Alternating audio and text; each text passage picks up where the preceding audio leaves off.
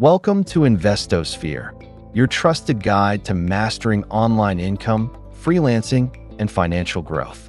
Today, we're diving deep into one of the most overlooked yet powerful tools for getting clients as a freelancer, your resume. Yes, even as a freelancer, your resume can make or break your chances of landing high-paying gigs. Whether you're just starting out or you're looking to upgrade your freelance profile to attract premium clients, this detailed guide will walk you through exactly how to create a freelance resume that gets results. This isn't your typical resume tutorial. This is about crafting a personal brand, building authority, and showing clients why you're the right fit before they even speak to you. We're going beyond templates and checklists. We're talking about real-world strategy that works in 2025 and beyond. So grab a notepad, stay with us till the end, and let's create a freelance resume that opens doors. Number 1. Why freelancers need a resume in 2025. Many freelancers rely on portfolio sites or social media, but a resume gives clients a one-page summary of your skills, experience, and value. Clients, especially high-ticket ones, still want to see a resume-style document. It builds trust and makes you look professional. A well-crafted resume makes you stand out, even in saturated freelance marketplaces like Upwork, Fiverr, and freelancer.com. In an age of AI and automation, humanizing your freelance brand with a personalized resume is a competitive edge. Number 2. Key differences between a traditional and freelance resume. Traditional resumes are job-focused.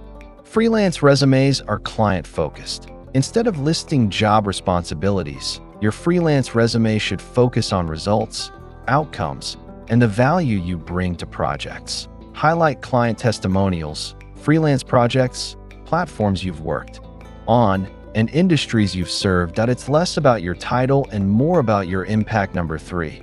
What to include in your freelance resume. Headline or title. Instead of freelancer, use a specific headline like conversion copywriter for SaaS brands or graphic designer specializing in branding. Professional summary. A 3 to 5 line paragraph summarizing your experience, industries you work in, results you've achieved, and your unique value proposition. Core skills bullet points, or a section highlighting relevant hard and soft skills, e.g., SEO writing, UX design, client communication, project management. Key projects or portfolio highlights showcase real projects. Include brief case studies, project goal, your role, and the result. Client testimonials, one of the most powerful resume sections. Highlight 1 to 3 short testimonials that prove your reliability and skill.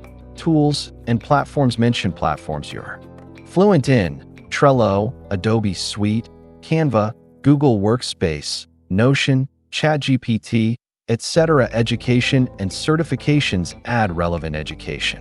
Online course certifications like HubSpot, Coursera, Udemy also count. Contact information / portfolio link. Always include a link to your personal website, portfolio, or Fiverr / Upwork profile. Number 4. How to format your freelance resume. Keep it 1 page, 2 max if you have 10+ years of experience. Use clean, professional fonts: Arial, Helvetica, Lotto. Clear sections with bold headers. Save as a PDF for sending or uploading. Make it skimmable. Clients don't have time to read a novel. Number 5.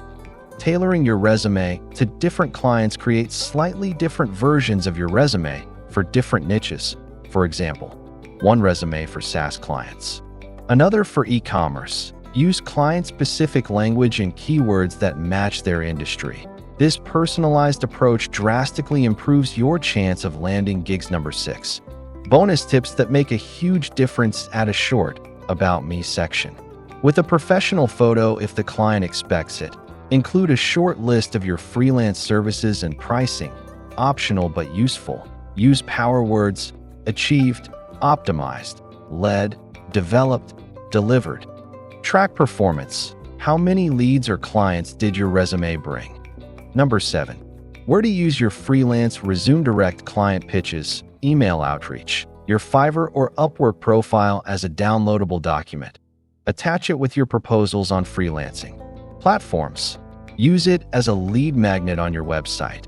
Include it when applying to job boards or freelance newsletters. Number 8. Red flags that kill your resume. Generic job titles. Long paragraphs with no metrics. Overused phrases like hardworking, team player, without context, typos, and inconsistent formatting.